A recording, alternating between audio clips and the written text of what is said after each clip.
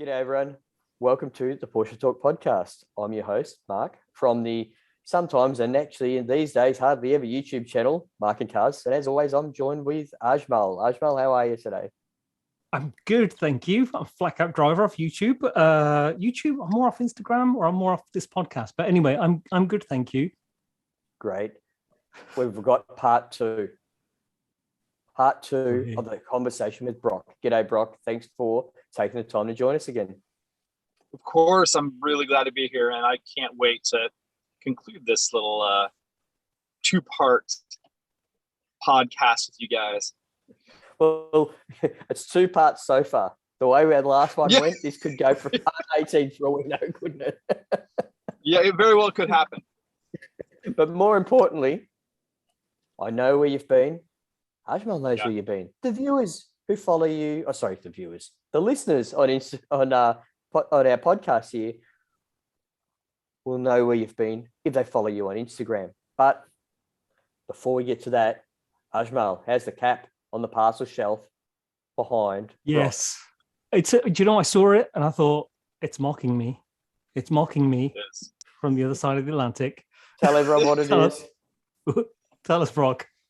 So this is one of the Magnus Walker caps. It's his 277 cap because of his 277 Porsche, of course. And Ajmal, I know you really would appreciate it. So I thought the product placement would be good for you. See, I want Magnus to come and talk to us, and he's just mocking me from a distance. This is as close as you get right here. That's what he told me. He's like, these guys are gonna have to step it up. Here's a hat. I suspect if you ever mentioned it to him, he'd say, "What guys? Who are you talking about? I don't know who they are." Don't wreck the story, Ajmal. What I'm really hoping for here is, oh yeah, those guys. No, it won't be. But I tell you what we should do, Brock. Can you put this cap in the background of the next conversation you have with them? Yeah, of course. Exactly. So, Brock, where are you? Where are you at the moment? I'm actually I found a Wi-Fi hotspot, so I pulled over. I'm on my way back to Portland from Florida. I didn't drive, I flew, and then I picked my car up at the airport in Seattle, and then heading back down to Oregon. And I had to pull over this morning because I was having another early morning conversation with Porsche about some upcoming things that are, I don't know if I can talk about it. I might let it out and just see what happens. Hopefully it doesn't get me in trouble. But I was having a conversation with them.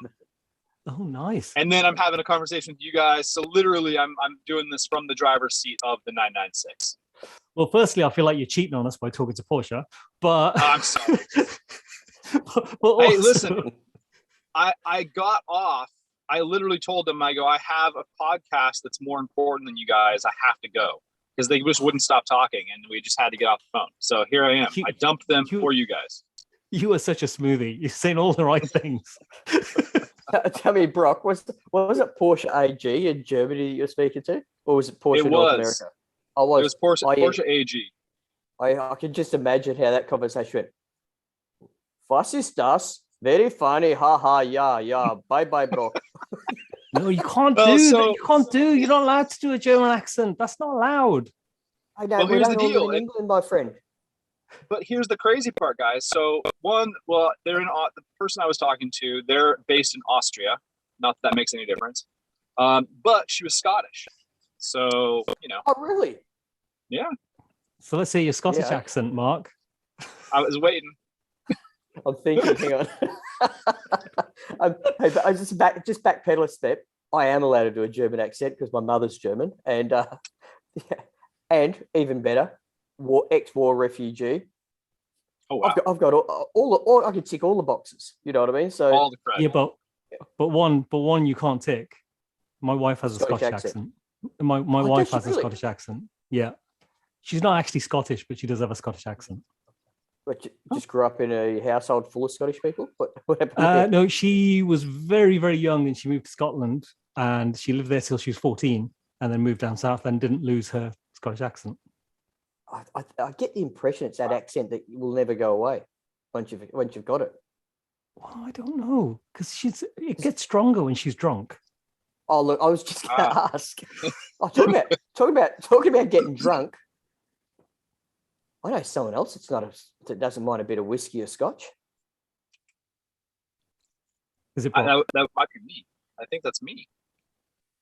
Whiskey, scotch. We did have a conversation before the podcast about someone's doing what we here in Australia call dry July, but Brock's going to go dry for March. Is that right, Brock? Yeah. Actually, it's technically not March. It's like March 8th to April 8th. It's just I picked a random 30 days that felt appropriate.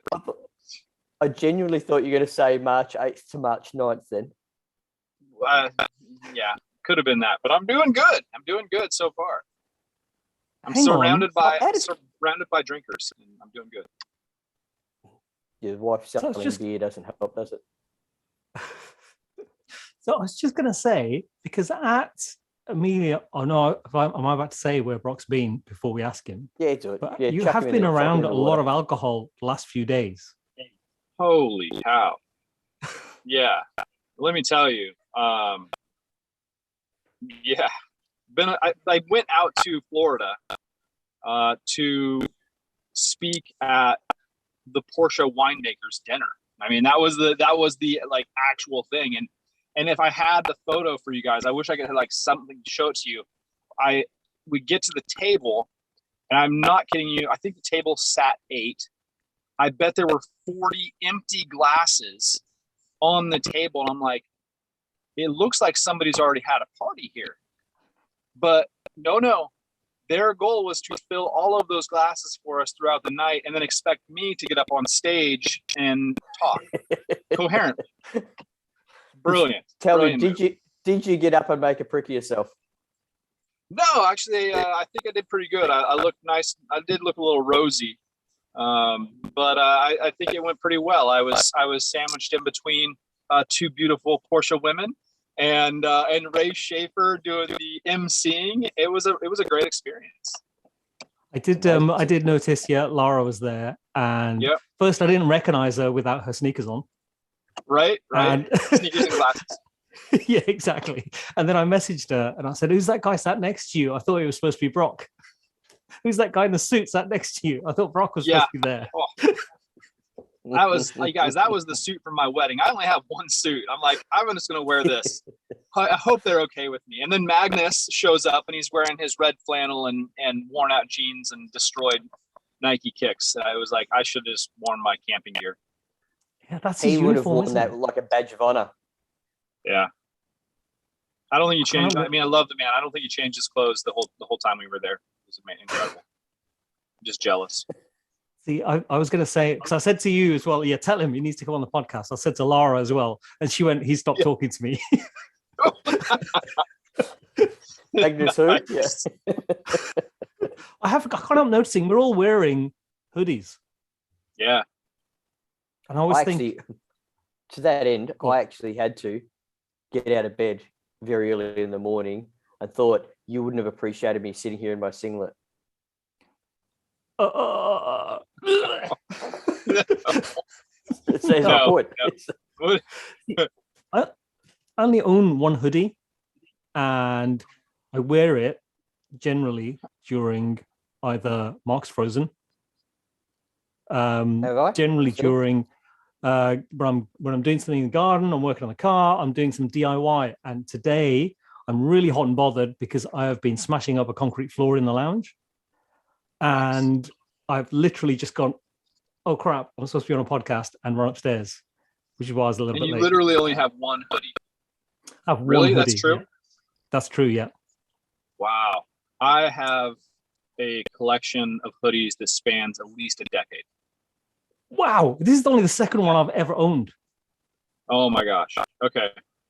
I mean, I have 2 of these. Type 7, they're good ones. They're good ones. Yeah. It's a good hoodie. They did a good job with these. I was impressed. Yeah, because my wife always says to me that when I go and buy something, when I buy a pair of trousers, I buy a pair of shoes, I take a really long time. And she always says, why? She's in 5 minutes and buys 2 pairs and done. And I said, you destroy yours in like a week. Whereas I have the same sneakers, trainers, the same shoes for like 5-10 years. And then to prove my point, I said to her, the belt that I own, which is the only belt that I own, I've had since I was 18. Oh man, that's amazing. And she's like, why do you only have that belt? And I went, why would I need another one? It's a black belt. Why would I need another one? It's a black leather belt. To go with your shoes. I like that. Yeah, but I have tan shoes, so. You wear black belt with tan shoes? Yeah, you got to mix it up sometimes. There's no rules. What do you mean sometimes, right? It's every time for you by the sounds of it. Yeah. Yeah, it's just mixed up. It's mixed up. Yeah. I own about 4 or 5 hoodies, I think. I'm not a big hoodie wearer. But Ajmal, I'm going to give you a bit of a social media tip here about hoodies. I've got an amazing quality, incredible quality Martini racing hoodie that was sent to me by Porsche exclusive. When I sent them a email, it just said, love your product, do this podcast and my YouTube channels, YouTube Focus, Porsche Focus, any chance of getting some support for the channel? No, thank you for your inquiry, but as a token of our appreciation for contacting us, boom, it's about a $250 hoodie, this thing. Of course it is, it's a Porsche one, right? Stunning. Oh, yeah, have a go at it. We all have a freebie. You could end up but in that vein, so Brock, I don't know if you know this about me, but I am just a tiny bit anti-SUV. Okay. And especially when people talk about no, especially when people talk about sports SUVs. And it's weird because it's a sports SUV. The S is for sport. Yeah. And then people go, well, it's a Macan. Did it start with the Cayenne or was it the X5M and then the ML Mercedes? Which one started it? Like the super 500 brake horsepower ones. Which one was it? I think it was the Cayenne. I think the Cayenne was the first, and then the X5 4.8 IS was right there. Okay, and then around about the same time was the Mercedes ML AMG one. The ML, the ML 55 was that ML. Yeah. And they were all kind of around the 550 brake horsepower and things like that. And the more power that they get and the more they are sort of, you make them as a all-in-one power, sports car, things like that, the less sports utility bit that there is, because it's not utility anymore because it's got thin tires, hard suspension, all of that. And so I've been a little bit anti, saying, well, if I want a 911, I'm never going to get that experience in any kind of SUV. Yeah. So, I mean, Mark has challenged me to, I've not driven a new SUV, so challenge me. Go and drive one. So in that vein, I did contact Porsche GB, who are down the road from me. And you've got a brand new Macan in the driveway, haven't you? No, they're going to give me a Macan on Monday. Hey, for an hour or something. I don't know what model it's going to be. It's probably going to be like a 4-cylinder, whatever. I don't care. It's still going to... Oh, Mark's frozen. Ooh. How am I? Am I good? Yeah, you're good. Mark's back. All right. But yeah, I'm looking forward to doing a video, driving it, coming back, reporting back. And I'll be reporting back. It's a great car. It's amazing, but it's no sports car. It's shit. No, I won't say it's shit. No, I can't say that beforehand. Anyone listening to Porsche, I'm really sorry. I didn't mean that. When you stop sucking up. It's too late, Ajmal. I'm going with an open mind. I mean it. It's true. Hey guys, I understand that. I test drove right when it came out, 2004. Sorry, I just watched a person behind me give another person the finger as they were driving by.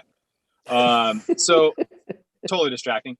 The 04 Turbo Cayenne, the day that the dealer got it here, and that was from me going from an 04 Turbo 911. So I felt that I had, judgment, and I was open to the idea. I'm like, okay, I think this could be a spectacular car. And what was amazing to me, at least then, and I actually haven't driven any of the new Cayennes. I've got an 09. But the seating position felt very Porsche. The steering wheel felt pretty Porsche, except it was ugly. And going into a corner, a 25 mile an hour corner at 60, in something like 6,000 pounds, and then it handled pretty much like the 911 was mind blowing. Like how did they do this? This is black magic. It's unreal. So I think besides the weight factor of these SUVs, it's pretty insane what they have managed to accomplish with these big rigs. So my question to you would be, so imagine you had one right now, you didn't have your 911. Yeah. Would you ever wake up on a Sunday morning really early and feel, I'm going to go for a blast around the winding roads in my SUV Turbo S? No, I would choose the 911. There you go. Yeah, 10 out of 10 times. There's it is. I 100% agree with you on that. Now, if I had a Range Rover in the driveway and a Cayenne GTS in the driveway, and that was my only two options, I'd be like, I'm going to go out for a blast. Like, you can go out for a blast and keep up with the other guys. Like, there's no issues there, but there is a different experience when you're sitting low, and it just feels like you're on the road a little bit more in a sports car. I mean, that's just part of it. Yep. That doesn't mean that the SUVs can't perform like them. It's just that they don't necessarily feel like them. Yep. Now, I think that's you've kind of hit the nail on the head. It's that feeling of, because you're so much closer to the road in a 911 or a car of that type. And even when in an SUV, you're sat quite low down, but you're in a high up car. So you don't get that weight shifting, you don't get the low down experience, and it doesn't need to be as fast. My 911 is 23, 24 years old, and it's got 300 brake horsepower. It's not massive, but it's just the way it feels. And I feel I might have broken it though today when I got in. I want to say something controversial, but interrupt this because we're going to come back to you breaking your car, right? Okay. This point you're bringing up about the comparison of your 911 to the SUV. And the reason it's controversial is because of the name of our podcast. So I'm going to chuck a rock in here, right? And that's your 911 feels like that SUV when you've driven a Lotus Elise in the same environment. I agree with that because I've driven those back to back. If that's your comparison, if that's your reasoning for selecting the 911 as your preferred drive, every point you've just brought up, the Lotus Elise meets that criteria to a better metric than the 911 as the comparison against the Cayenne Turbo. But the Lotus Elise it's a narrower still band, isn't it? Because the sports SUV is the big band. It does everything. Yeah, and the 911 gets narrower because it's still kind of, well, I keep telling my wife it's a practical family car, and that band is narrower and it's more on the on the sports side. Whereas the Elise is so narrow, it's not particularly comfortable. You can't go cruise long journeys in it, and it's if you have to put the roof up or take it down, you're there trying to work it out for half an hour. So it's it's a fantastic car. I've not driven one, but I've known people who've owned them, and every time they sell it, they go on about, I wish I'd never done that. I wish I could get another one. But it has one purpose almost. Yeah, that's and I think true. I agree with that. So you're right. But to that, then I guess really what we're talking about the 911 isn't talking about how good a sports car it is or how good it's more a case of it's got the sweet spot of that bandwidth of use, doesn't it? It does. And I will say that, even in that conversation, if I had a 992 sitting in the driveway and a 69 911 in the driveway, and I wanted to go out for a Sunday morning rip, I'm probably taking the 69. Because I agree with that. because the new 911s, I mean, even if it was the 996, even the 4S, my 4S, I'd probably take the 69 because I feel like as the cars get newer, they get heavier and that really is, to me, it's the weight, like the feeling of the weight. I don't care what kind of magic you perform on suspension or, what kind of, whatever you're doing, the car's heavier and you almost always feel that. I've never been in a new car that feels light because it's not. That point is really good because I think it's probably the same for Mark. So Mark, I've got a 1966 Porsche 912 So, looks like the really cool 60s Porsches, but it's got the 356 engine in. And on a Sunday morning, I'd always take that out for a blast rather than the 996. And, it's in the cold light today, it's not very powerful, it's not very fast, but it gives me that. People talk about the fizz. I'm not going to talk about the fizz, but it gives me that feeling of it's the noise, it's the smell, it's the terror, the slight, I'm not totally in control. Oh my God, I might lose it around this bend. That feeling, it gives me all of those in abundance. And like I said before, being on the wrong side of the car, being a dog leg first, not having any seatbelts, all of that just adds to the something. It gets your heart rate going, and that's what I love about it. Great here. Now, what have you done in 996? So the 996. Now, neither of you are going to identify with this. So I got in it today. I was going to go to my favorite coffee shop and have a sit down, look out the window, watch the world go by. And I got in and I fired it up. And it's always parked on an incline on my driveway. So the front's facing up. And it just didn't sound right. And I opened the door to listen, and it was knocking, it was clicking, it was ticking, it was everything. So as, any normal person would do, I still drove off in it. So I went around the country. I went off in the car. I thought, well, what I need to do, I thought, is just rip it around the country lanes, and that should fix it. So I went to the coffee shop. I got there. I parked up and I opened the door, and it had stopped making that noise. I went in, and I was in there for about an hour and a half, did my correspondence, had a couple of coffees, had a couple of pastries, came back out, checked the oil. It hasn't got any oil in it. That would do it. I haven't checked the oil for about 8 months, 9 months, maybe 10. What? So, What? Oh man! So, but the thing is, it's the ones I did. So when I put, when it comes up, it does the little countdown for 5 seconds, and it tells you how much oil is in there. I ignore that because I'm always parked on a slope. And the other week I went out and I knew I was going to park in a car park, so I left a post-it note for myself on the steering wheel to remind me, let it count down and look at how much oil there is and check the oil. But my daughter got in and she clambered over all the seats and kicked the post-it note off. Mm-hmm. Yeah, so I forgot. Obviously, that doesn't really excuse the previous 9.5 months where I didn't check it either, and where it's been my everyday car. So yeah, I still think it's going to be okay. I'm going to put the oil in tomorrow, and I reckon I'll be fine. Yeah, probably. You'll so be fine, Ajmal. If Yeah, there's a car you are going to be fine in, that will be it. Yeah, exactly. I was going to go and see Jack. So, sorry, go on, bro.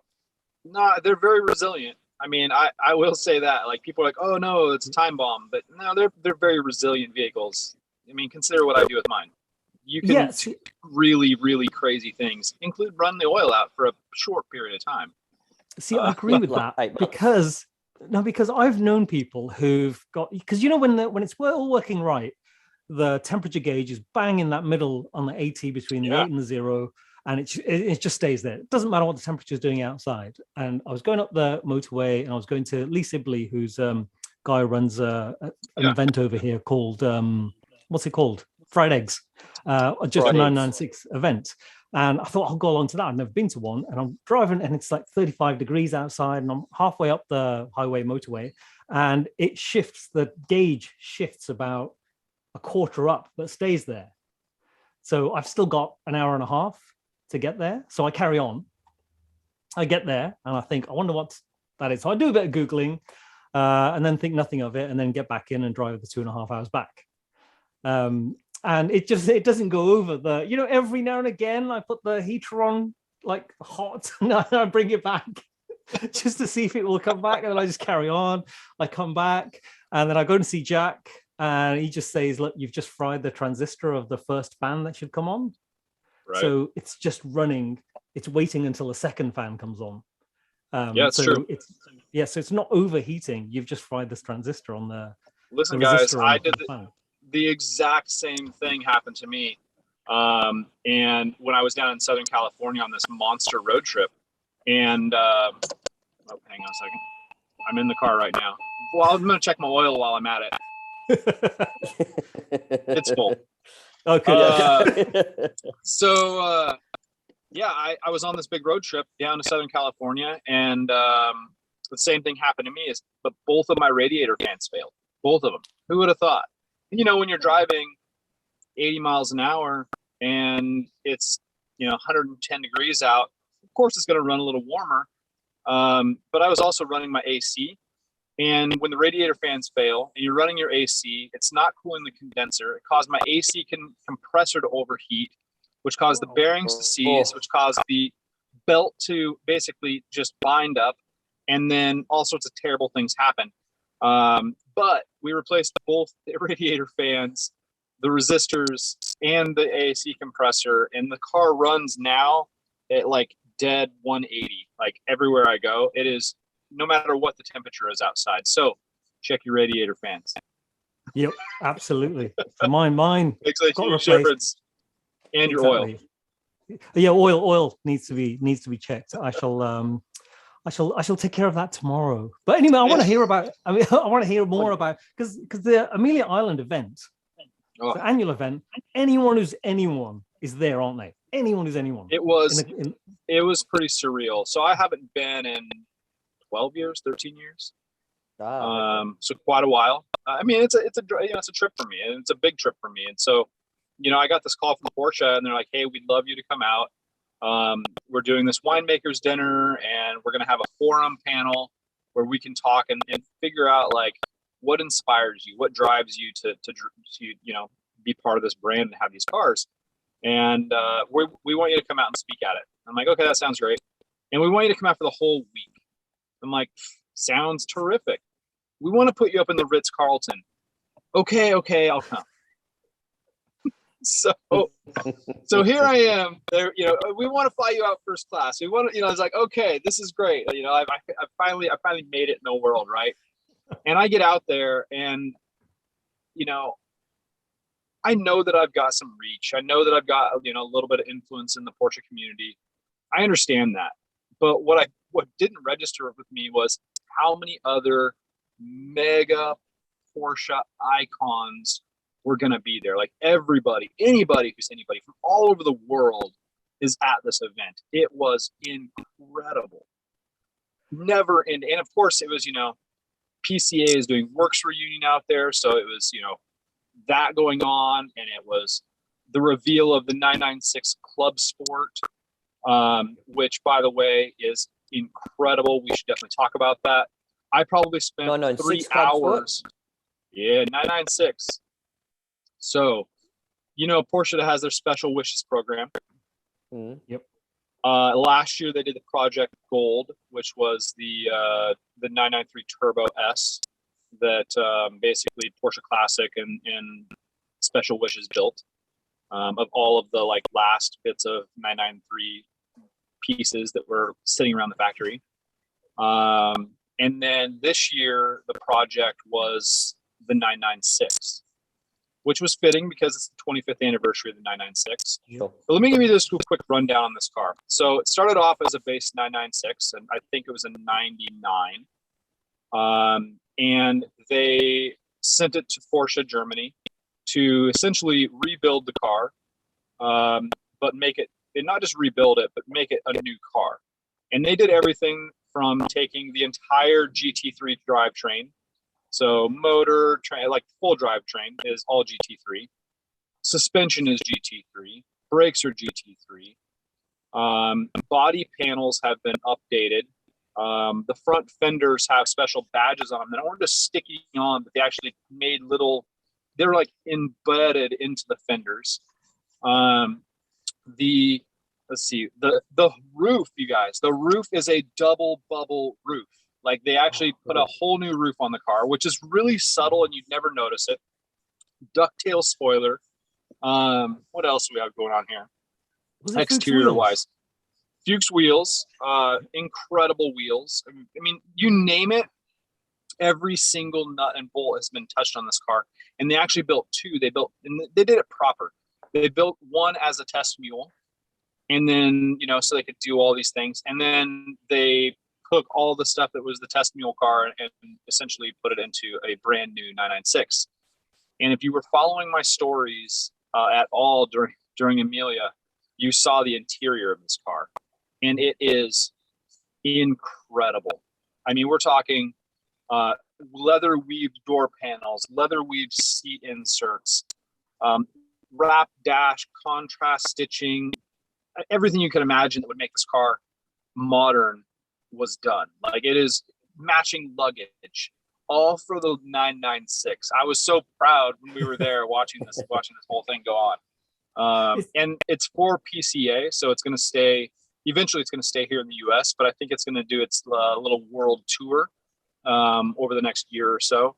So you guys will probably get up close and personal with it one of these days. Because it's like Singer-esque, isn't it? It's to that level of detail that they've done it. Oh, it's better than that. I mean, really, I don't just say that. Like, this is the finest example of a 996 that you could possibly have, and it's built straight at the factory. Like, every little piece has been touched by hand. Wow. You couldn't. It is unbelievable. I bet you there's already people building their own for social media. They'll be appearing tribute ones that will look like that with the sail. It's kind of crayon color, isn't it? Yeah, but what people, it's almost that chalk color, but it's got a bit of a blue hue to it. And I wish I knew off the top of my head what the color is. But then what you don't see is it also has metallic in it. So when you look closely at the car, there's this glimmer in the paint that you don't see. And I didn't see it until the second day when the sun hit it just perfect. And it's got just great depth. Yeah, guys, it's amazing. And I will say, outside of probably the Porsche, the guys that have built it, I probably spent more time staring at that car and drooling on that car than anyone else at Amelia. Talked to a couple of the guys that were very, very integral in the development of it. Only two people knew exactly what the car was going to look like at the end. Two people. Wow. During the entire process. It took them 4 years to build this car. Wow. So this has been going on for 4 years, from like concept to finish. And they did it in such a top secret fashion where one person would get this assignment to do for the car, and the other person would get this assignment to do for the car. And then one person would get the assemble part of those two assignments, and then it would go to the next person. So nobody ever knew what it was really going to look like until the very end. It was a really great process and probably a logistical nightmare for everybody involved. Wow. I mean, Mark, have you seen it? I haven't. Oh, it's something even on social media when you see it, and I've seen it in Brock stories, and I've seen it on other people who've posted have been there. It's really something to behold, and you have to. It's like Brock says, you have to look at it a long time to take in what they've done to it, because it's easy to dismiss it and say, well, it's a fancy color and it's fancy wheels and it's got a different stance and a tail, but you have to really, really take in the minute detail that they've gone into to create that thing. I mean, it's only just better than mine, but they've done a lot of work to it. Yeah. It's only because yours needs a wash. That's the only. You might need some oil and a wash. That's the only difference, I think. Yeah. Well, the other thing that was a real privilege for me is I got to speak with Grant Larson for, I bet, a total of 3 hours while I was there. Wow. Oh, really? Yeah. I mean, I don't know if he was trying to get away from me or not, but there was no way he was getting away from me. I picked his brain. When you started following him. Yeah, exactly. It was getting weird because I'd go somewhere and like I would see him and he would just kind of give me this like like I can't get into a conversation again. But I was upset. I mean, I was kind of obsessed. All right. But the guy designed all of the cars and had such an integral part of the Boxster and the 996 and I mean the Carrera GT and like these cars that are so important to me and my passion for the brand. I wanted to know everything about them. And I got all of that. I mean, we talked about roof racks. We talked about, of course we talked about roof racks, but the 986 roof racks to the 996 and the 914 roof racks and how that inspired some of the process between how the racks mounted to the 986. Like we got into so much detail about Porsche and that generation. It was epic. Like highlight of my time out there. I mean, how often would you get the opportunity? Why not? Really ask every question that you've got brewing around in your head. And even like you say, 2 hours later, you realize there's another question and you wait. If I see him again, I'm going to go and ask him. I'd be exactly I did have another chat. Like nobody was getting away, and we were all captive, at Amelia, which was terrific. Like it was just one icon after another. Walking up and talking with the CEO of Porsche was wild. Like just, having that ability to do that was really, really cool. And everybody wanted to talk and have a conversation. Nobody was avoiding anything. And again, it was people from all over the world. It was the biggest collectors. It was the biggest builders. Like everybody had something to share. And it was one of those events that, my first time years and years and years ago, I was just a kid, like in awe about everything. And, going back to it now, I got to have these conversations with these people that have really influenced my love for the brand. And it answered a lot of questions that I always wondered, just like little things that about the culture and the family behind it. And it just confirmed all the things that I'd always believed. It was an amazing event. And there were some good cars there too. Just a couple. Yeah. Oh my God. So how many, because when I look at it on social media, obviously social media is an echo chamber of your thoughts and thinking and feelings, because you're the people that you follow. And it feels like you guys were in a proper Porsche bubble while you were there. Oh man. There's a lot goes on there, doesn't there? Yeah, it was a never ending array of events. I mean, you've got Gooding and Co.'s auctions, you've got Sotheby's auctions, you've got obviously the Porsche events. The Works reunion was going on, and that was definitely a Porsche bubble. You got the winemakers dinner, you've got the community in cars, which is like the shit cars that are actually like, if it's under $1 million, it can be there, but above 250,000, that kind of thing. Like it can be on the lawn. And then you've got Radwood, which was another great. You guys know what Radwood is? You guys got? I've heard of it. Okay, yeah. So Radwood is like the 80s and 90s icons, all in a car show, and it's a great part of it. And then of course you've got the Concours d'Elegance, and that is just this mind-blowing automotive experience of being able to walk up to Type 57 Bugattis and every Lamborghini, everything was there, except the one car I didn't see was a McLaren F1. Oh wow. Yep. And maybe I missed it, I don't know. There was a lot of things to look at, but I didn't see a single McLaren F1 the entire time I was there. Because that's $1 million car, isn't it? That's like a $30 million car. Well, yeah. Holy cow. It's and what's really wild is there's one in a garage not far from me that I can go and see anytime I want. But that's what's wild is like here we are, like some of the rarest cars in the world, but no McLaren F1. It gave me so much more respect for that car as well.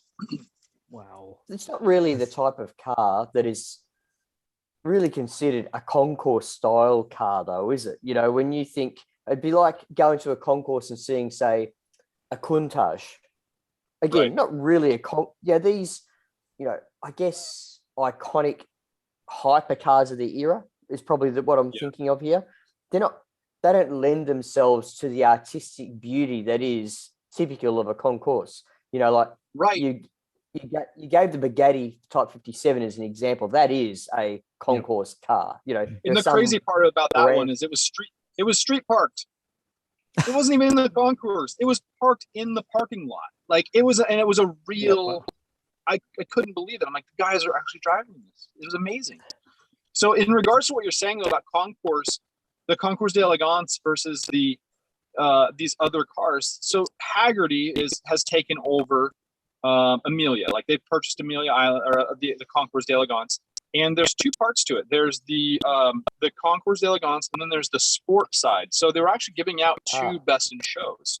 One was for the sport, and one was for the, we'll just call it I can't remember what they were calling it, but it was basically the museum pieces. Yeah, the museum pieces. You know, and the sport went to a Cadillac, you know, Le Mans winning whatever supercar, you know, new one, and then the classic side, you know, the concourse side went for I want to say it was a Duesenberg, which is a beautiful piece as well. Yeah, guys, it was never a doozy, as they say. The doozies were a doozy. Yeah. Because it took me a long time to realize that's when people say, well, that's a doozy. It was, you know, I must have been like, you know, 22 or something like that. When I went, hang on, that's a car, a Duesenberg.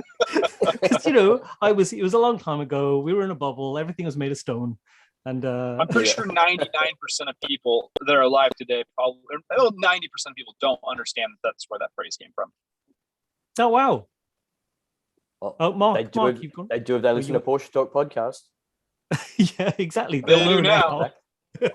Because I was did you ever watch the TV show where that Jay Leno used to have this half-hour TV show about his garage? Talk show? Not Jay Leno's garage. Yeah, that one. And he had this guy turn up, and he would make him guess which car it was by being a passenger in it. Yeah, love it. And yeah, and he got in and he sat there in silence. He's got a shaved head, big guy, and he sat there and he's thinking. He's got this blindfold on, and he's gone, I think it's a Duesenberg. And I thought, how do you, unless you spend all time around it? And I don't think he did. He's just an expert on cars. And I thought, how do you work that out? How do you know that from the sound and the smell? I think that's very interesting. Oddly, I can kind of see how that's possible, because I think obviously this guy spent an enormous amount of time around cars and he sat in everything. Otherwise, there's no way he would know. But if you ask me to blindfold me and put me into a 996, I would be able to tell you it's a 996. I can, just sit there. If I was able to touch the steering wheel, I'd tell you in a second. But otherwise, I could probably feel it out.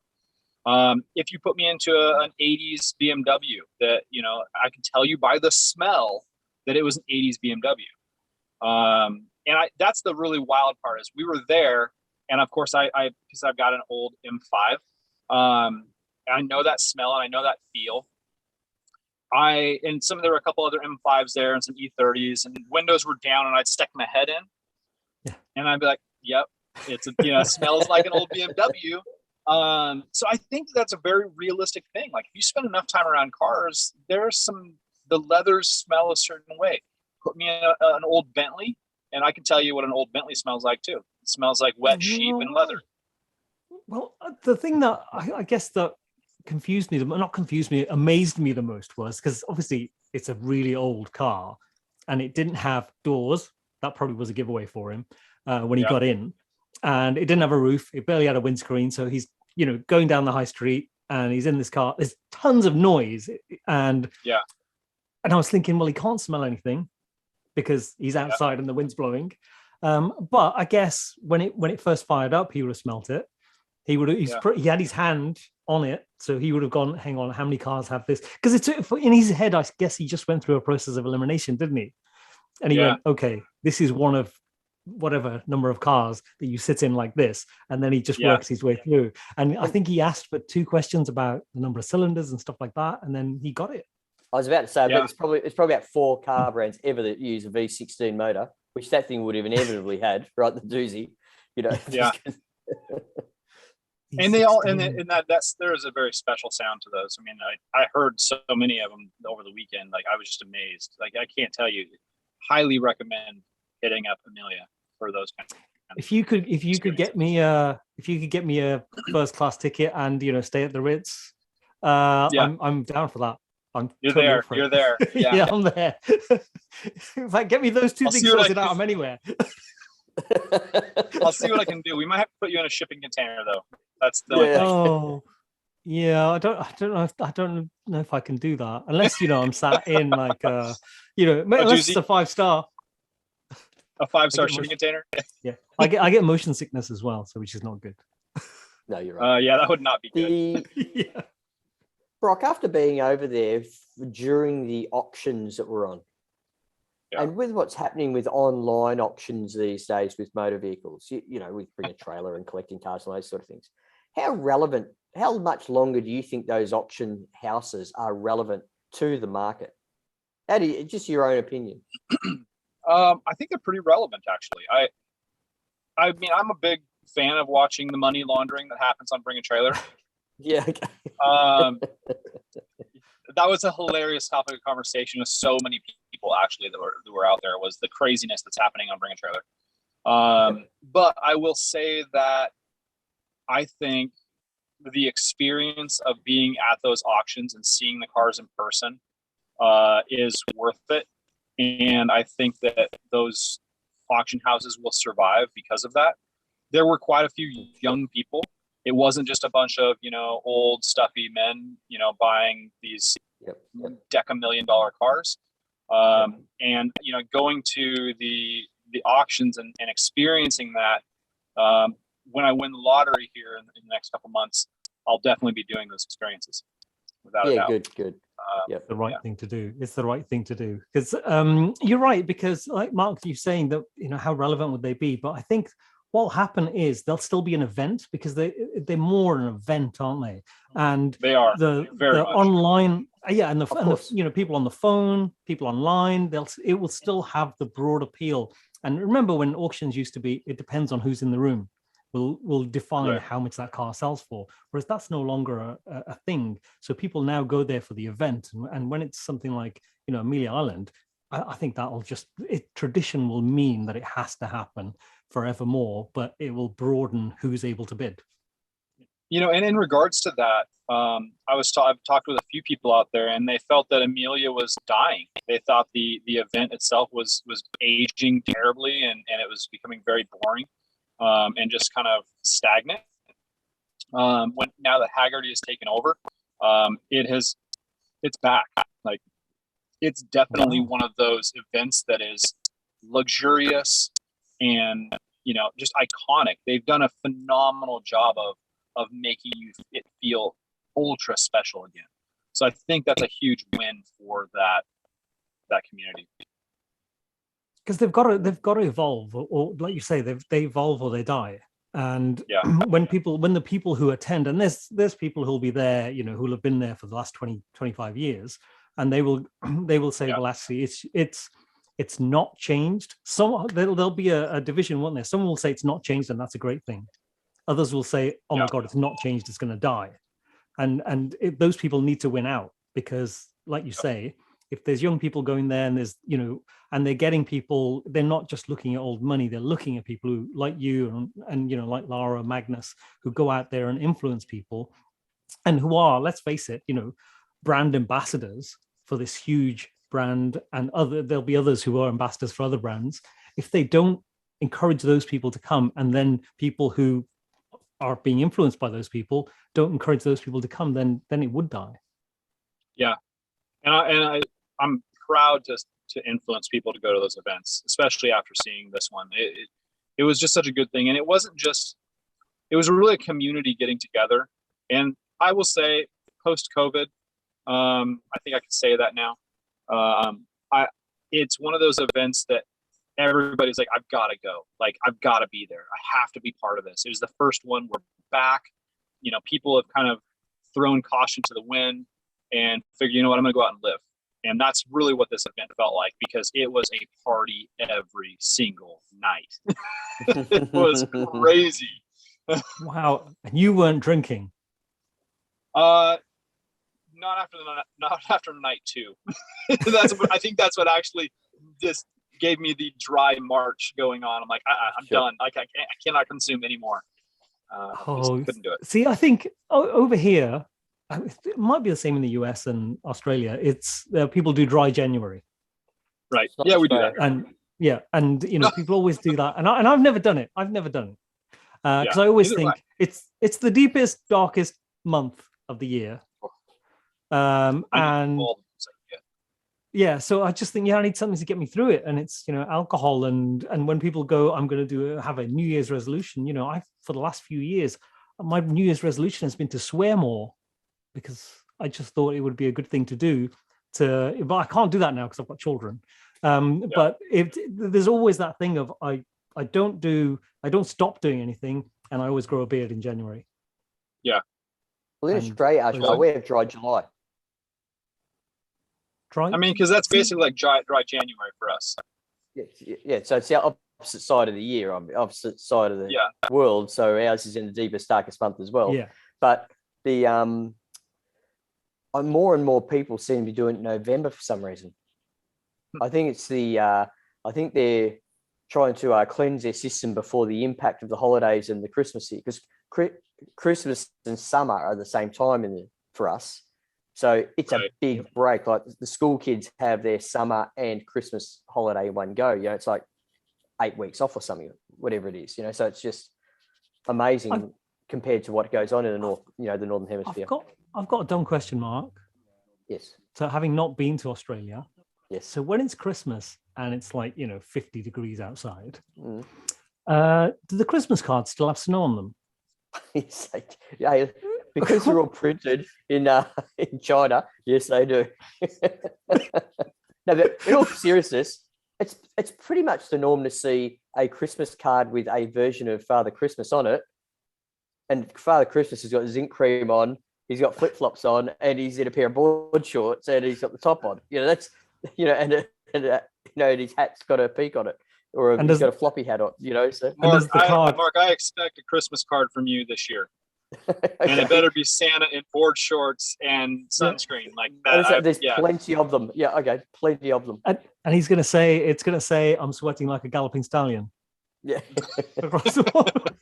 Well, to give you look, I know this isn't the topic of conversation, but it is the norm. Our Christmas ritual is we typically get up, we've got a young daughter, so Christmas starts about 5 a.m. like it would at your house, Ajmal, right? By 6, we're at the beach, and we're normally home by about 7:30 in the morning. Because after that, it just gets a bit too hot at the beach anyway at Christmas, because, like you said, 50 degrees is a good example. Christmas Day is typically quite hot, But yeah, we have, and like in years gone by, we'll have Christmas breakfast instead of Christmas lunch, and our meals for Christmas are cold foods or seafoods or those types of things. We don't have the traditional. Not turkey. Yeah, very rarely. Like you might do that once every 10 years or something when you've got some special family members over or something, but we just don't have that obligation. And it's the Christmas dinner is more of a communal thing for the family where everybody brings a plate. It's not the thing that you see on TV where one family is responsible for inviting everyone and, destroying a household. Can I say something controversial about Christmas? I'm not going to blaspheme the Lord or anything, but isn't Christmas pudding shit? I can't remember. I couldn't remember the last time I had it. I've never had it, and How would you know that? It's a fruit thing, isn't it? It's a fruit cake thing, and I hate fruit cakes. And then my mother-in-law always tells me, "Oh no, but it's amazing." And I went, "Well, if it's so amazing, why do you only have it one day a year?" Well, it's interesting you bring this up. Yeah, this very topic, exactly. Right? Everyone's mind's just been blown. All the three people listening. Yeah, that's right. Well, on that topic, and I'm glad we're talking about this, right? the bread the Italians have, the cake bread that they toast for Christmas. No, they have it at Christmas time only. It starts with the P, right? Panettone, right? Panettone. Oh yeah. Panettone. I love the stuff. I want it every day of the year. I don't want it just on Christmas. In the days and we typically buy 50, 60 of them and give them to friends and family. We buy a lot of them because I think they're amazing. Like toasted panettone, I'd be 100 kilos if I had toasted panettone every day. But it's such a great food. And the point you just brought up about the pudding there, Ajmal, I actually think I could have panettone every day if it was available. I could, because it's in the bag, isn't it? And you shake it with the sugar and flour in there. What? Yeah. Yeah. We get it that way. It's in a triangular box with a bag in, and it's in a bag. Yeah, but if you shake it, it's more cakey, isn't it? It's more like a cake. It is a cake, yeah. Yeah. See, Brock's agreeing with me. You're saying, what are you talking about? The shake up bit, I don't get. Anyway, let's keep moving on. Yeah, next subject, right? No, I have there's one other thing I've got to share, by the way, about what's been happening this week. Oh, I've got some good stuff here if you want to go down that path. Well, I know about what's happening. Actually, you need to tell us that in a minute, but it's about my Boxster. Yeah. Yeah. Now, Brock, you know about the green stuff growing in my Boxster we talked about last time. The garden. I have now bought the parts. They arrived today to fix it. So bleach? struts for the front, CV boots, and I've got the brake discs, and I've just got so I've taken the battery out. It's on charge. And tomorrow, I'm going to get my hazmat suit on, going to get a mask on, gloves, get in there with the bleach, clean it, fire it up, get it over to Jack. And next week, I might be cruising the mean streets with the top down. Right now, all I'm hearing is big talk. I want to see results. It is big talk. It's momentous. It's pretty momentous. I'm excited for you. I think this is terrific. I mean, a Boxster with fresh suspension, that's a fun car. I know. And I might need to if the engine in my 911 grenades, I might have to drive it.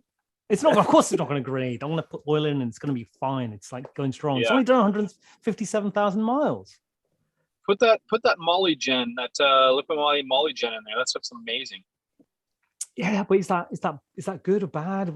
Is that the stuff that you see on the infomercials? No. This is it looks like coolant, unfortunately, but it's green.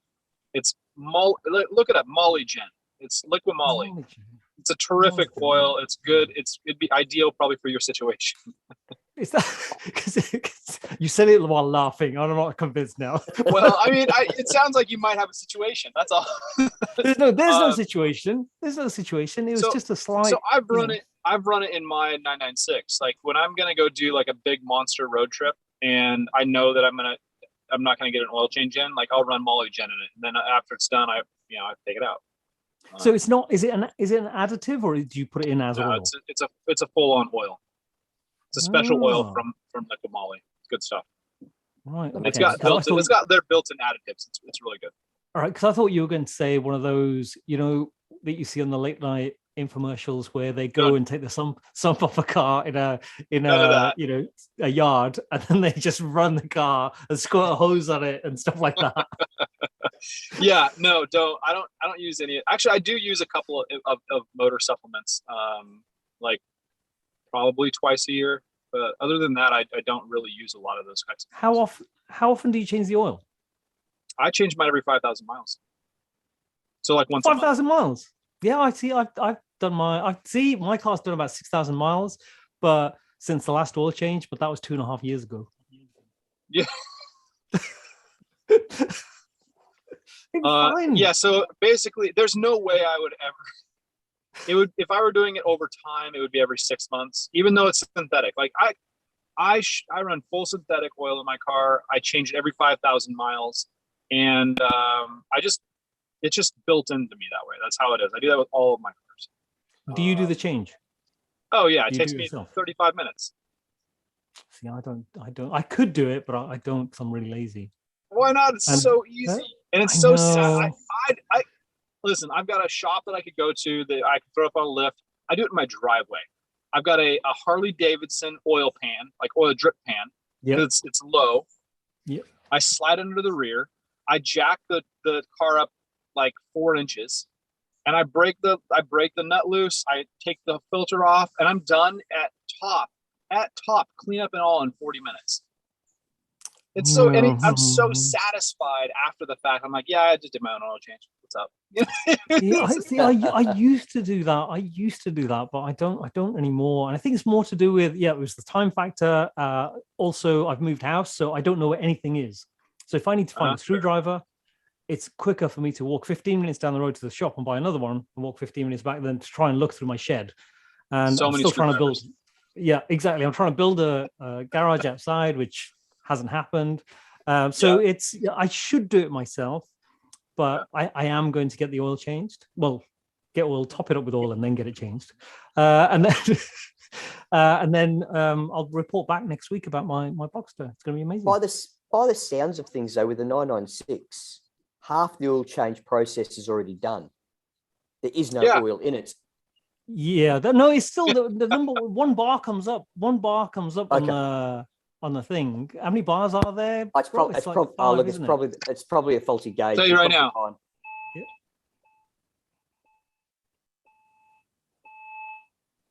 There are 2, 4, 6. Looks like 8 bars. So you're low. You're low. Oh, right. Okay. Yeah, that's low. That's low. What's that? Yeah, it's coming up So with you're one. running at what's that? You're running about 12.5% of your capacity at the moment. Yeah, but so it'll be fine. I'll just top it up. It only made the noise today. I can say where this conversation's going. Here's my other question: where did it all go? I don't know. Yeah, it's been a while, and I have been driving over those 10 months. I haven't checked the oil. I have been driving it quite hard. Today I didn't go above 6,000 RPM.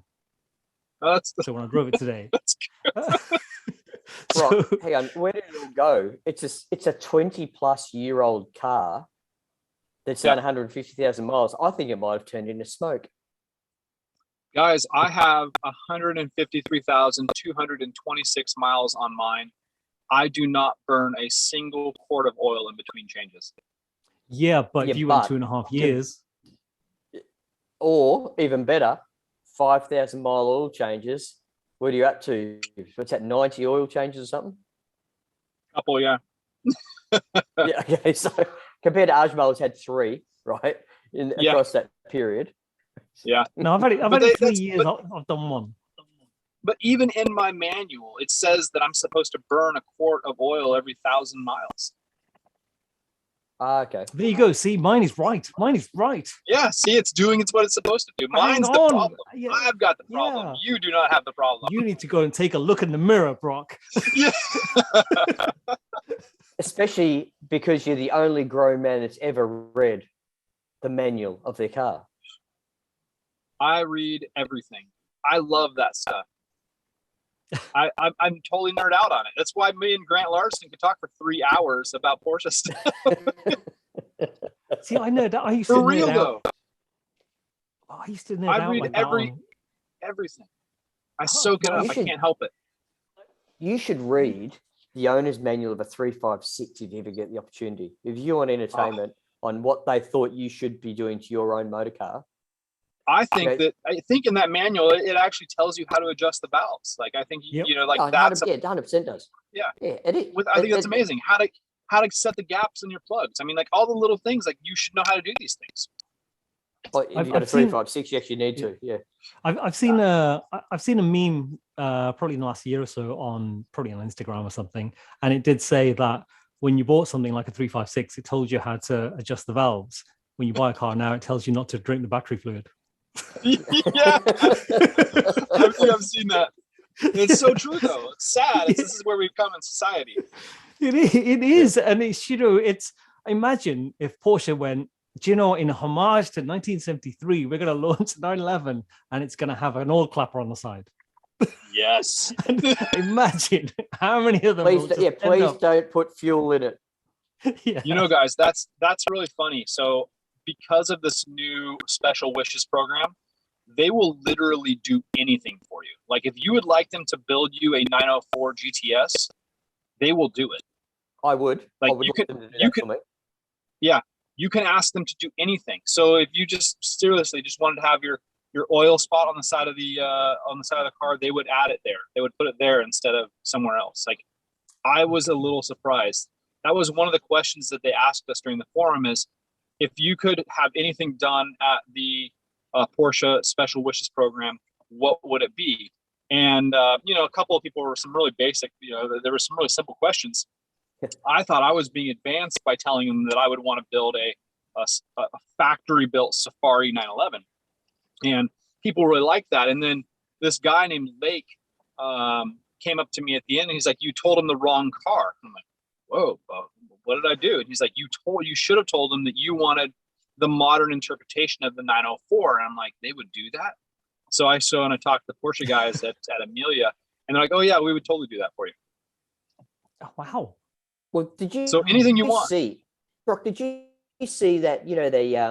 Was the book called Porsche Unseen, that came out last year that had all the prototype cars that never made it to production or never made it to a show.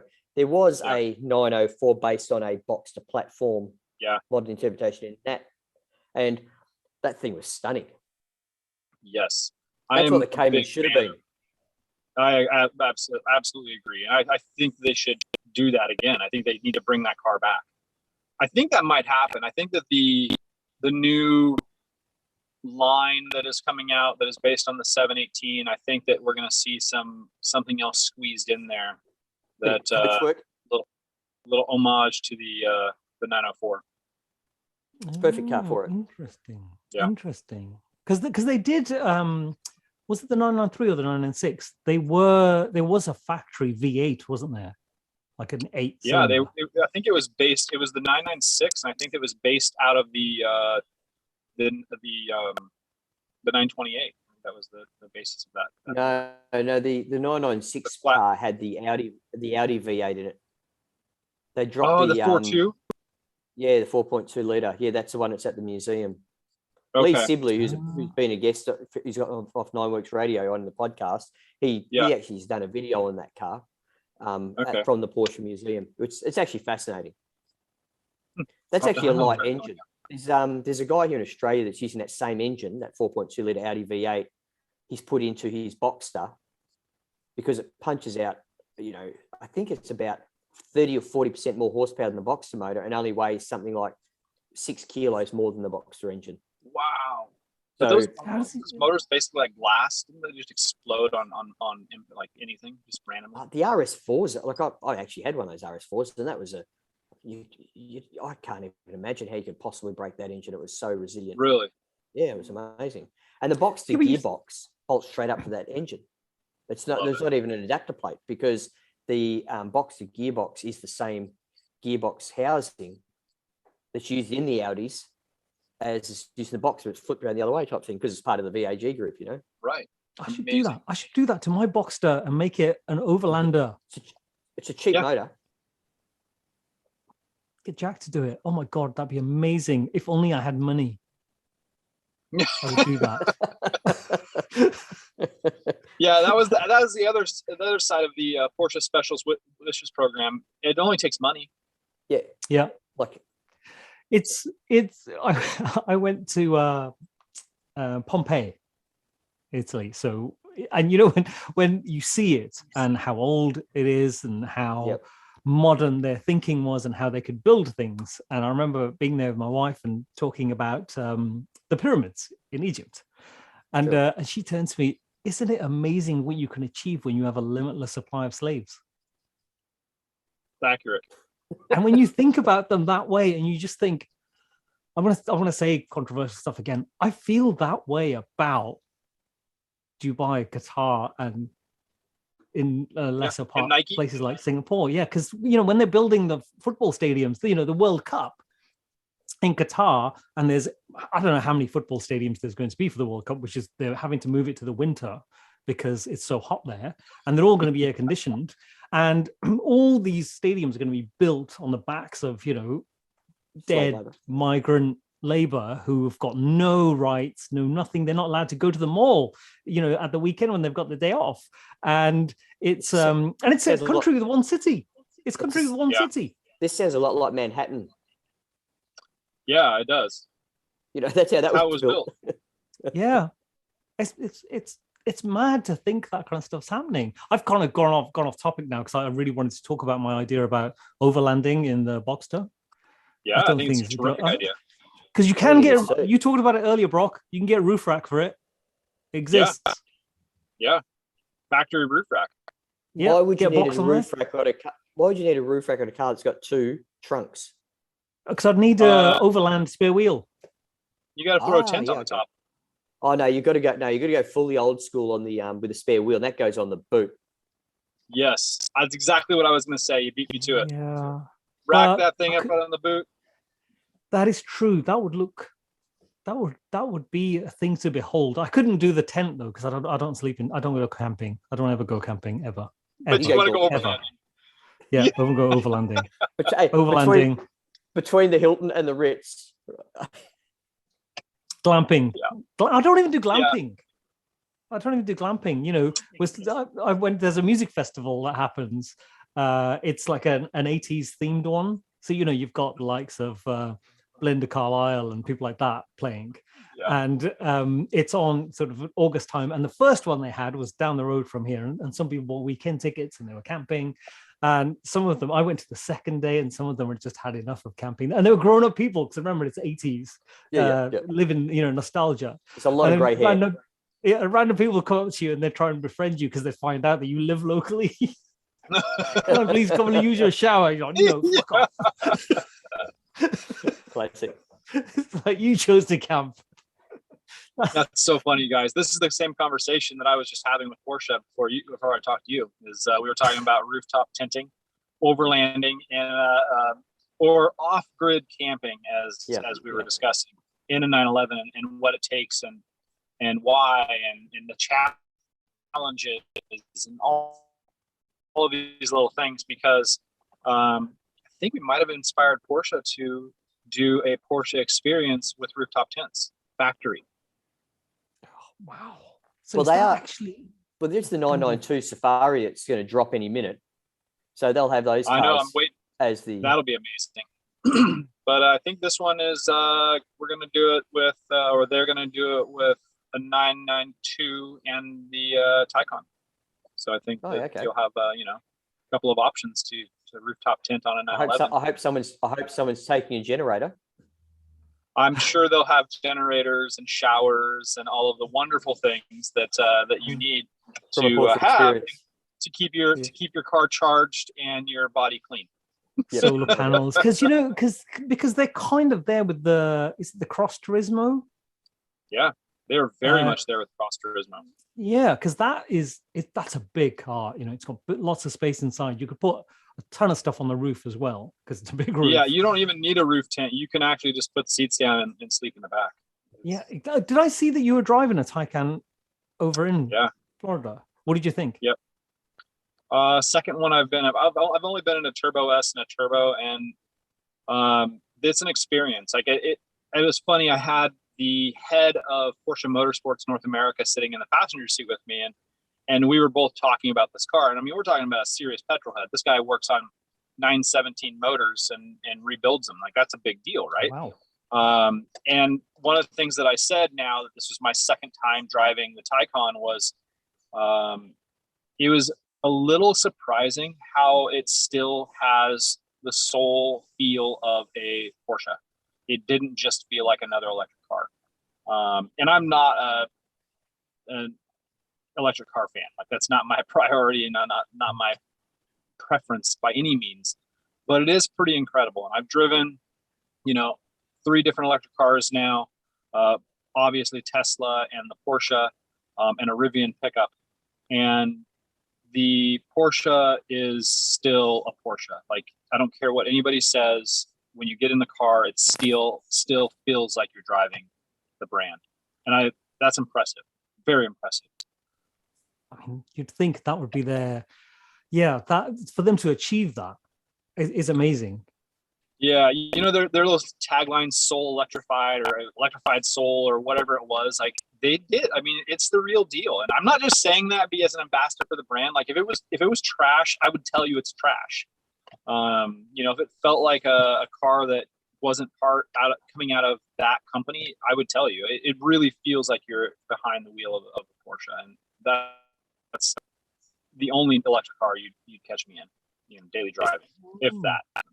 But I will say, I was really excited to get back into the car park and get behind the wheel of the 996 and start it up and drive away. Like, it felt so good to hear that car. Oh God, it was wonderful. So I want you to, next time you get invited to Amelia Island, I want you to say, I want to be driving up across that grass in my 996. Yeah. Well, had this been a little bit sooner, had I known a little earlier, I probably would have made the drive out. I would have driven all 3,000 miles, 6,000 miles round trip to do it. Wow. It would have been worth it. Like, that's an oil change. I really just want to. Yeah, that's an oil change and one. I really would. I tell them I would just camp on the golf course. I'd happily set my tent. I mean, that would be. But the thing is, you guys, I really would. Like, I would absolutely camp on the golf course at Amelia, if they would let me. I mean, it would be so much fun. So. Yeah, get up 6 a.m. while the sprinklers are going off. Have a wee. Just stand outside your car there like you do out in the bush. Yeah, get all cleaned up. Shower. What's everyone While you're doing? shaving. Yeah. Are you going to grow the beard again? Something, you guys. Are you going to grow the beard again? Yeah, it's starting to come back.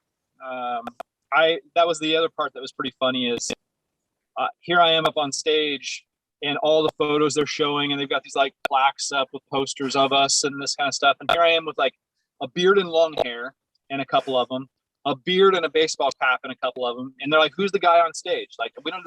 I look nothing like I did up there. It was driving them. Nobody knew what was going on. They're like, "Is that you? Is that your brother?" It was interesting.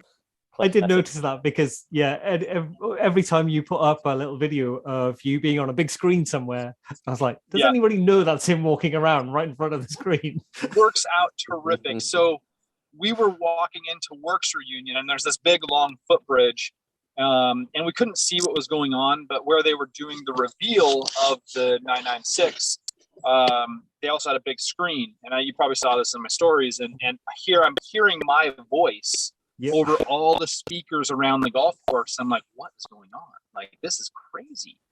And I knew it was the commercial, and I get there and I see it. I'm like on the big screen, and none of the pictures and none of the video look like me. And I'm standing around all these people, and they're like, "Oh my gosh, this guy's crazy!" They're saying all these things, and I'm standing right. Yeah, look at this idiot. Yeah, totally. And I'm like, that's me. Like, it was so funny. Like, just nobody. It was actually a good move on my part because it kept things very, very like personal. I was able to stay to myself. I didn't have to go and chat and do all those kinds of things. Where if you see Magnus, it's Magnus. Like, there's no mistaking him. And he was constantly swung by people. Was he wearing the bowler hat? No, he was actually wearing his cowboy hat and his red flannel shirt. Pretty much the same thing every day. Oh, wow. See, just kind of digressing a little bit, because it reminds me of we were talking about earlier about, Mark, you said about November, about people not drinking. And the last couple of years. Yeah, but the Movember. Yes. Oh yeah. You guys do Movember. Mm-hmm. And it just kind of reminded me because, I don't grow my hair because obviously I've got a shaved head. And but everyone talks about, why do you never do Movember? You can't have a shaved head and a grow mustache. It's just wrong. Oof. You can't, That's unless you combination. Exactly. I mean, I do grow a beard and have a shaved head, and I think I'm all right with that. But you can't have a mustache. It just looks like, you should just do the goatee. You should just do the goatee though. Like, just do the goatee instead. Like that works. That would super villain. I've tried that. I'm going to put up on Instagram my lockdown GIF that I created, which was me shaving my beard off in different stages. I'll put that up, and it just apart from the full beard, it just looks awful. So I think that's what, my wife said she'll divorce me if I grow a big beard. You should try. I bet she won't divorce you. I bet you can try it. I've done that with my wife. She lets it slide. So I grow a beard quite quickly. So I don't shave in January, and by the end of January, it's a full big beard. And her birthday is in early February. Ooh. So she always says, "You can't come to my birthday if you haven't had a shave." All right, that's fair. She's not. The once I got away with it, I told her I'd shave my head because I was meeting her at the train station and she'd been in London and I was meeting her there and we were going to go on somewhere else. And I turned up and I came bounding down the platform and I had a big old beard, which was, I'd used beard oil and everything. It'd been her birthday, shiny head. So I just had a shave, and she was like, the expletives that came out of her mouth, she hates it. Whereas my children love it. Yeah. How crazy. Yeah, my daughter would love me to grow a beard. She's brought it up about 10 times. It's just a little too, I can't get past the irritation mode, length. I can't grow up past that point. Oh no, I don't know about you, Brock, but when I grow a beard and then I shave it off, the thing that I miss, the thing that I miss the most is being able to just sit there. And when everyone thinks that you're thinking and you're just tacking this bit here, but you're not actually thinking. Yeah. All you're thinking is, God, this feels good. Yeah, it's true. And it's just when it goes, you just do this phantom thing on your chin, going, "Oh God, where's my beard gone?" It's so true. I've been beardless for a while now, and I miss it. So I'm kind of it's coming back a bit. It's coming back. It's got to be done. Classic. Now, Brock, talking about road trips, I would like to share my road trip experience from the weekend. Oh, just yes. gone. Tell me. I have look, my non-Porsche car is a car that you don't actually get in North America called a Toyota GR Yaris. Now, it's a little rally-based hatchback, 3-cylinder turbo 4-wheel drive. Amazing little car, great fun, 300-odd horsepower. Goes like the clappers. Absolutely cracker of a little car, right? So I'm going down to a rally sprint event that is about 250 miles south of Perth and about 200 miles south of Perth. We've got friends who are on a farm, so we go down and spend the night there with them and, have a great night catching up with, people who don't live nearby. And the next morning we're going through a national park. We're on our way to go and do a hike up to a mountain peak. And as we're on our way there, kangaroo jumps out of nowhere and absolutely destroys the front of my car. Like, I am miles from home, right? All our stuff's in the car, the whole thing, right? And it's getting towed up to Perth today, actually. So I had to, get hold of the insurance company, had intermittent cell phone reception because I'm out in the boondocks, and it's just, oh man. But it's wrecked, though, isn't it? It's wrecked. No, I think they'll fix it. It's pretty. We talked briefly about this potentially happening on the last podcast. We did about wildlife. Yeah, and like kangaroo bars essentially is what you need on the fronts of all your cars over there. And we were talking about elk and deer and all that. Yeah. My Yaris doesn't have that, as is fairly evident by the state of the front of the car right now. Right? Yeah. So how did the kangaroo fare? Yeah, look, it's not a topic of conversation at home for my 9-year-old daughter because of all the fur and blood up inside the car. But what you did was you ate it, didn't you? I'm a vegetarian, Ajmal. Oh, right. Sorry. I thought you might have cooked it. No, because Aussies do eat kangaroos, yes. But there's a law, I think, over here. Someone told me about. So where I live, there's a ton of deer that live in the woods near where I live. Sure. So they're always running across the road. If you run one over, you're not allowed to pick it up and take it home. But the person driving behind you could. No. Is that right? Yeah. Okay, that's interesting. So we have the same thing so here. English. Like, you can't hit an animal and take it home. I don't know about the person behind me, though. I doubt that. But yeah, wow, that's wild. Yeah. Anyway, that's nuts. So that event happened, and the timing was impeccable because that was the weekend. We had a long weekend here, and I was in the week leading up to this, I was planning on putting my car on the market to sell. In an effort to put together I've been struggling to try and put this deal together to replace it with a Porsche. And now, because of this timing, I get a call from the person who I was going to buy the replacement car, the Porsche from, called me yesterday to say, "Oh, Mark, I've actually sold that car to someone else now because you dicked around too long to." No.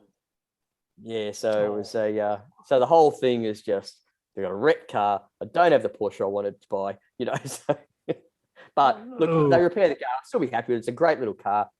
And you know what?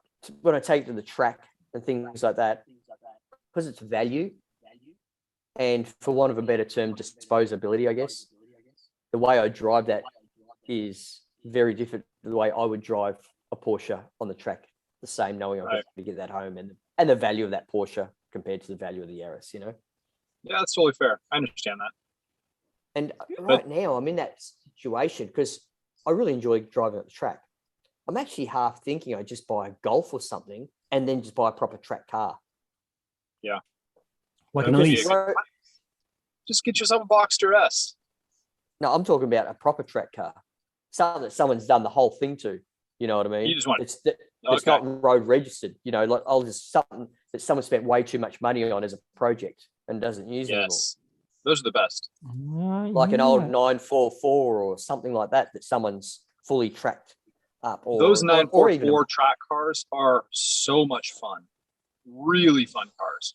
There's actually a 924 turbo for sale here in Portland that I'm seriously considering. It's like 180 horsepower, fully built. I could drive it on the street, fortunately, but it's primarily a track car, and it would be a blast because it's got that 944 motor in it, which is turbocharged as well. So, Yep. Wow. Well, before we move off the whole animal theme, and I know we've gone on quite a long time, but I've got a relevant story, but it's the car didn't hit the creature. It was, so I was driving along in my 911 and a couple of people waved at me. I didn't know who they were. They didn't look familiar. They waved, right? So across the street, I'm driving along and I've got the window open. So, I do that Porsche girl salute, stick my arm out the window fast. A bird hits my arm. It comes over the car. A bird hits me in the arm. It hurts like hell. Honestly, just like big fur straight into my arm. And then there's feathers in my face, in my mouth. What? All over. So I have to pull over. And then obviously the bird's like gone off to die somewhere. It did get up. It landed on the road and it got up and flew away. But I had to drive away really quickly because I was embarrassed. And I'm picking feathers out of the car and in my hat and everywhere. What are the chances? If someone could work out the odds of that happening at that precise moment in time, it's got to be like chanting a centillion, right? Yeah, that's amazing. So I blame Lara. How dare she give me that idea? It is her fault. Yeah, I'll let her know. Actually, I got to reach out to her today. I'll tell her that exactly what happened. No, I told her about it, and she went, "No, you're kidding." Oh, you did? No, I went. I'm serious. My arm is so sore. It's just never again. Never again. Oh, jeez. I've only hit 2 animals in cars. I hit an elk in my M5, and it just sat on the hood and wrinkled it a bit. And then I had a coyote run into the side of my S4. Those are the only 2 experiences I've had so far, and I put a lot of miles on, especially night miles to the woods. So I'm pretty fortunate. So I must be at 5 or 6. It's got to be in Australia. Yeah, look, it's I think 4 or 5 kangaroo strikes I've had, and wow, and an emu on a motorcycle. No, the emu was on a motorcycle. Hang on, the emu was on a motorcycle. I just realised what it sounds like. Emu's on the motorcycle. I was on a motorcycle, and I'm pulling out of a service station after fueling up, and this is like this is out in the sticks. It's a place it wouldn't even mean anything to you guys, even though I explained where it was. But it was about maybe 1,000 kilometers, 1,200 kilometers from Perth. And as I'm pulling out of the service station, along the side of the road, I'm looking at this emu and I'm looking down my speed. I think, geez, those emus run fast. And then it turned straight into me. Wow. That amazing cornering speed on those emus. They corner like they're on rails, those emus. They do. It's amazing. I've ridden into one on my bicycle in the bush, mountain biking as well. One just came out of the bush and boom. Oh, what happened? I just can't imagine seeing a giant bird running down the side of the road. I'm already struggling with that part of it, let alone it like running into me. Yeah, and the guy he saw it at the service station because he was out there talking to me while I was filling up, and as right off, the others watched me right off, and then he sees me hit this emu and on a motorbike. Wow. So he comes down, picks me up, picks the motorbike up, we wheel it back, and it's fractured the fuel tank, right? Oh. So, and I'm a long way from home, and I'm looking at the broken foot peg and the bent handlebars and the broken headlight and how far I still had to go because I was riding across Australia at the time. And he's going, "Oh, look, I reckon I can help with the fuel tank, but not the other stuff." And I said, "How are you going to help me with the fuel tank? But it's got a big crack in it, And he goes, "Oh, yeah, I've got just a thing for that." And he goes into the shop, buys a packet of minties. Do you know what minties are, Brock? as a lolly, No. it's like Okay. a sweet lolly, Chewy. but it's quite chewy, right? So he chews it up, makes it nice, soft and malleable, uses that, seals up the fuel tank. Wow. I know, I was Wow, blown that's away. impressive. Yeah. That got me all the way over to Adelaide, which was Wow. another, 2,500 kilometers across the middle of Australia to get to. See, That's I'm very impressive. I'm I the would same as never Brock. put any of that in my mouth ever again. Well, Like pulls that's teeth, some that's some it'll pull out teeth fillings, a minty will. Yeah. Oh my god! No, I'm the same as Wow. Brock. I'm not going to include the bird thing because I don't feel like that's where I've hit the car. The bird has hit me personally, but I've hit two animals and both happened in the same week, and they were cats. Oh, really?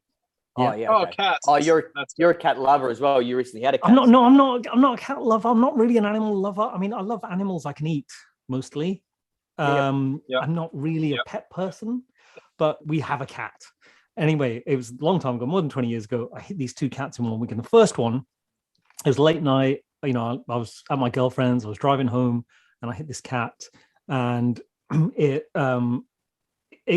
it was sat in the middle of the road because someone on the other side of the road had hit it, and it landed on my side of the road, and I went over it. Oh my gosh.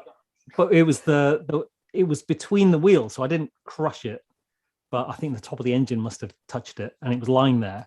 And I didn't want to just leave it there, so I went and parked my car so the other cars couldn't get over it. And another guy stopped, and we got a blanket, and we moved to the side of the road, and it kind of ran away. And I thought, oh god, that's just going to go and die somewhere. Anyway, I go into work the next day, and I'm sat next to the guy, and I'm saying to him, oh, this horrific thing happened last night, and he goes away, and then my senior director comes in, and she sits the other side, and I just turn to her and go, hey, how's it going? And she goes, it's not great. And she goes, my son last night, our cat didn't come home, and it was, and she said he was out on the porch, like all evening going, Tweety, where are you? And when you sat there going, like, the blood is draining out of my face. And I went, and then she just started laughing, and she went, no, I've just been talking to Craig around the corner. No. And it's just like, that was so mean. I was so upset about that. It was a good one, though. It was a good one. They got me. That is the best. Well, boys, we have Oh. been going for a while. And Brock, I feel like we actually spoke about Porsche a bit today as well. We did. Yeah, we did. I was going to go into something else, but I think we're going to have to save that for part 3. I was going to ask about what future plans When we're Brock doing had. part 3. But- Yeah. But we'll have to leave it for part 3, which will be, another time. there's certainly no shortage of crapping on available between the three of us. I can hear that. Yeah. But it's been I really appreciate you sharing your experience at Amelia Island and your your background with the other Porsche personalities that you had fun with. And I can't believe we didn't get an invite, Ajmal. I know, especially the Sorry, first guys. class I plane. didn't have the poll this year. Maybe next year. Yeah, okay. Definitely. I can't believe they didn't call us direct. That's a bit I'm surprised about. Oh, by the way, have you got Magnus's number? Did you get his number off him? He's not going to Yeah, give it to you you. just gave me yes. this. All I got is this. All I got is this. I was going to say, just ring him up and say, I've just been on this podcast, Porsche podcast again. It's been amazing. You should go on there. Yeah, I will. I'll give him a heads up. He No, would be thank you. sitting It's been going, great. What is going on here? Yeah, it has been a hoot. Really appreciate it, Brock. And Yeah, you bet. drive safe, my friend. I will. You too. No more animals. Yep. Let's hope not. So anyway, so thanks everyone for listening. If you've gotten this far through the podcast, it is we really appreciate you listening, and it is been a lot of fun, and we look forward to talking to you next time. Thank you for listening to Porsche Talk Podcast.